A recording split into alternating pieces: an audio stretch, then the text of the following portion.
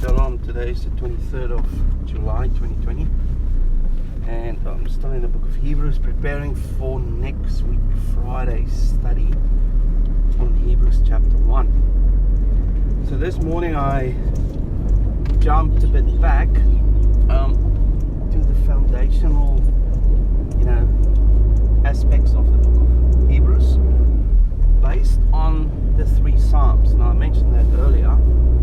Chapter 1 is basically found upon three Psalms. It quotes from Psalm 2, Psalm 45 and Psalm 102.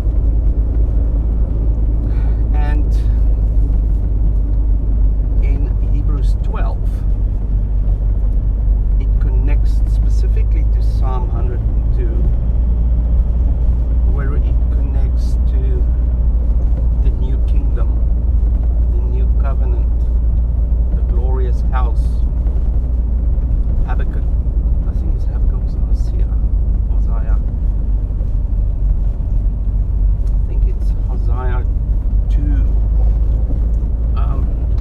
Anyway, it will be correct in the notes. It talks about, and this is a quote in Hebrews chapter 12.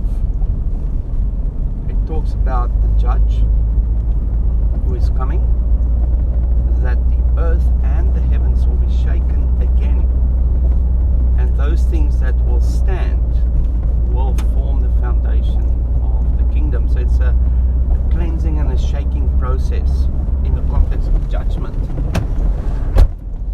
that will happen. And prior to that quote, it talks about the glorious temple, the glorious house, and the kingdom that will exist.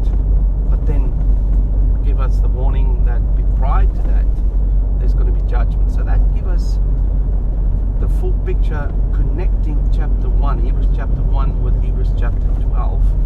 And what that tells us indirectly is that everything in the middle is staged within the context of those Psalms and those themes.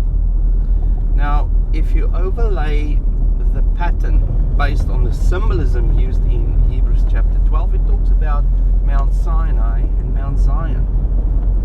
Now, when you think about those who listen to my Torah studies,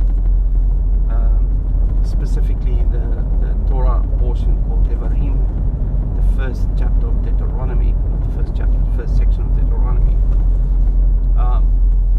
I highlight the prophetic picture where you have Egypt, the Red Sea, Mount Sinai, the wilderness, then you have the Jordan, and then you have the Promised Land. In the Promised Land is the bride, glorious angels, the King reigning, the New Jerusalem, the new temple. Everything is heavenly, pure and holy and righteous and cleansed and perfect. In Egypt, bondage, sin, slavery, moving through the Red Sea is transition from one master to another, where you then renounce Pharaoh and you accept Yahweh. And to establish that, it is done at Mount Sinai. So the concept of the covenant, which Hebrews loosely referred to, or people translated it loosely as the new covenant, is actually the covenant that was established with Israel at Mount Sinai. And it's referred to in Hebrews 12 as an eternal covenant. Now, eternal covenant means that it existed before time, before creation, because the covenant is nothing other than the government system of the king. And the covenant, just like in Australia or South Africa or England or America, where you live, there's a government system with rules. And those rules apply to the citizens of that country. And they need to submit to that government system in order to live within that kingdom, if you want to just refer it back to the biblical terminology. So the government system is the covenant. The covenant is symbolized by the two tablets.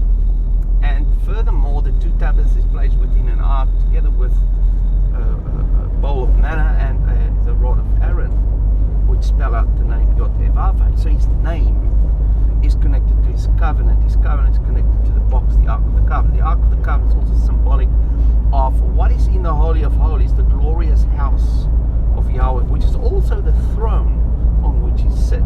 Because when you add the angels with the wings make the armrests, they make the sides, behind the back, and the two posts